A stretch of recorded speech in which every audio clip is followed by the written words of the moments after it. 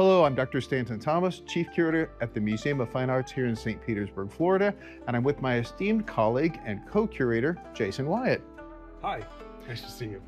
And we're delighted to give you a little taste of Kimono, the triumph of Japanese dress, by telling you a little bit about these two remarkable objects behind us. And whoever thought that gray was boring? Not these objects. They're extraordinarily beautiful. And as you can see, there's two.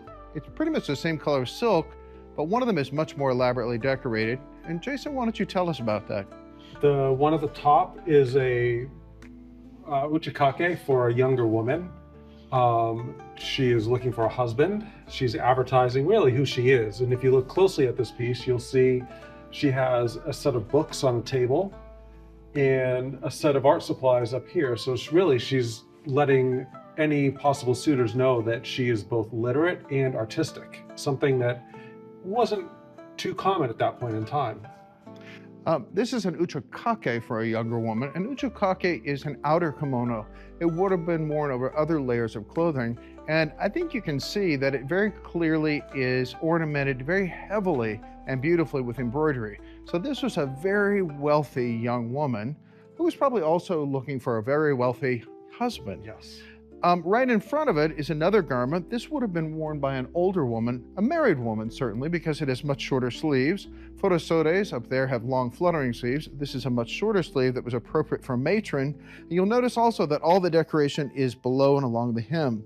But both of them have these big padded hems which identify them as uchikake. Uchikake are currently really associated with geisha and with musical performers and dancers. But they evolved because they were used as kind of a sort of outer garment you could wear over your other clothing, and they had these padded hems to keep out the winter drafts.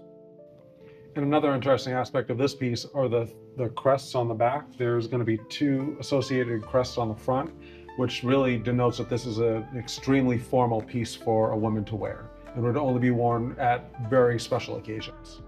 And both of these kimono date to the Meiji period, which was a time of huge transition in Japan. It is the beginning of their relationship with the West and the beginning also of Japanese expansionism. But most importantly for kimono, it was the time when aniline dyes arrived. Aniline dyes are intense, they were inexpensive, they were easily reproduced, and as a result of that being imported from the West, you have these spectacular colors in this uchikake.